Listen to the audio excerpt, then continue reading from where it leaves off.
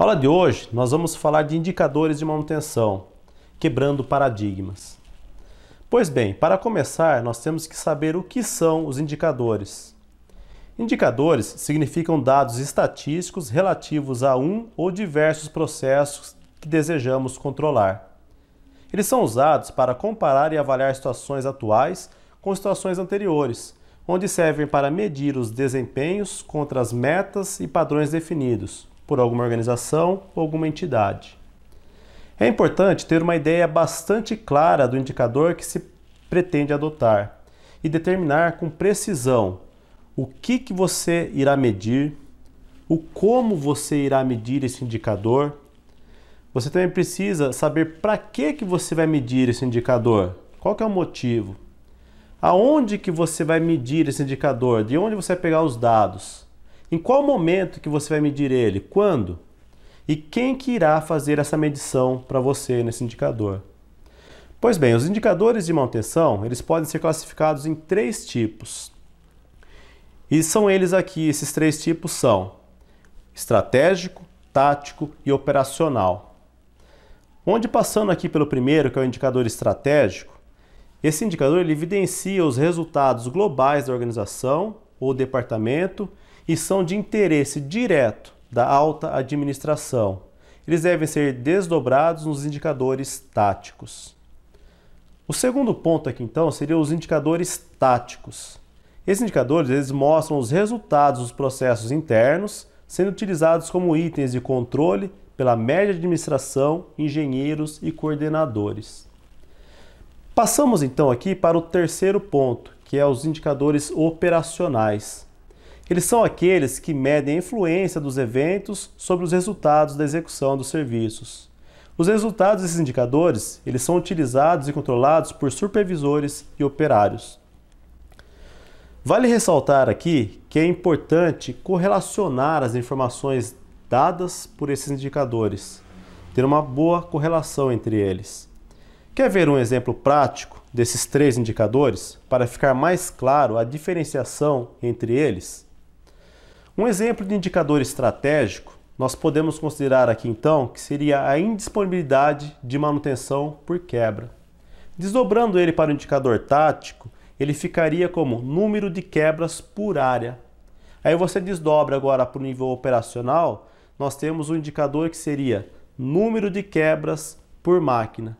Então aí nós temos os indicadores estratégico, tático, operacional desdobrados.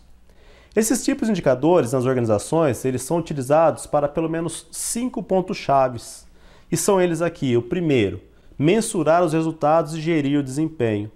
O segundo ponto é a análise crítica dos resultados e para tomadas de decisões. O terceiro ponto seria contribuir para a melhoria contínua da área. Passando então para o quarto ponto, ele serve para facilitar o planejamento e controle do desempenho. E por fim, o quinto item é viabilizar a análise comparativa do desempenho da empresa. Nesse quinto item aqui tem uma palavrinha chamada viabilizar. E olha só que interessante. Os indicadores eles devem ser utilizados como uma forma de verificação, controle e análise crítica para identificar a tendência, tanto para positiva quanto negativa, proporcionando então correção dos desvios, melhorias contínuas e ações preventivas. E olha só, buscando melhores práticas de classe mundial. Voltando então nessa palavrinha que eu acabei de falar, que é viabilizar, e também agora falamos de classe mundial. Isso nos remete a um outro assunto, que é o tal do benchmarking. E aí nós temos o benchmarking, mas também tem o benchmark. Onde o benchmarking é o ato de identificar algumas empresas que são excelentes em algum aspecto e copiar ou adaptar as práticas que as tornaram boas naquilo. E benchmark, por sua vez, é a empresa que é boa naquilo. Você com certeza já ouviu falar muito que você deve seguir o benchmarking de classe mundial, não é mesmo? Só que tem um detalhe, nós temos que tomar muito cuidado com isso. E é por isso que eu estou falando aqui de quebra de paradigmas. Sabe por quê? Imagina que você, indo em uma outra empresa, buscar informações do tal benchmarking para você seguir aí na empresa onde você trabalha. Você chega à conclusão que você tem um indicador que está muito diferente do que você viu. Aí você coloca como meta para você seguir esse indicador dessa empresa que você viu, porque aqueles caras são os melhores. Só que tem um detalhe aqui, você tem que levar em consideração todos os aspectos envolvidos naquela empresa. Sabe qual? Qual é a equipe que ele tem para trabalhar? Qual que é a capacitação dessa equipe que ele tem? Qual que é o orçamento que ele tem para trabalhar e fazer essas atividades? E tudo mais envolvido ali. Aí você vai descobrir, às vezes, que você é até melhor do que eles, pois o seu orçamento é bem menor, a sua equipe também é menor. Percebe que não é simplesmente só copiar o indicador da outra área? Tem muita coisa envolvida nisso. Mas se ele bem usado, o benchmark, ele pode sim ser de muita ajuda para você fazer comparações. E nós temos aqui 4 tipos de benchmarking que pode ser usado na empresa. E são eles: o benchmark interno, que é um método de comparar as funções dentro da própria organização, entre departamentos ou entre unidades do negócio.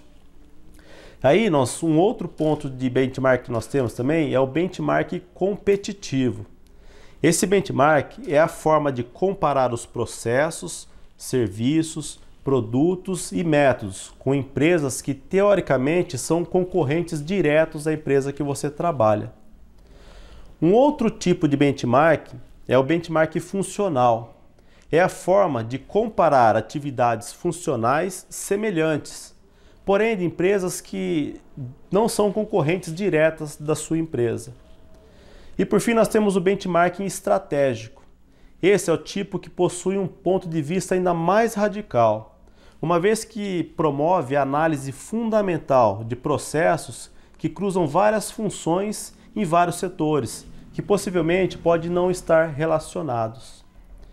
Então a minha dica para você é o seguinte: tente utilizar o benchmark sempre que possível, mas sempre lembrando que cada empresa tem as suas próprias características, que não são iguais às suas.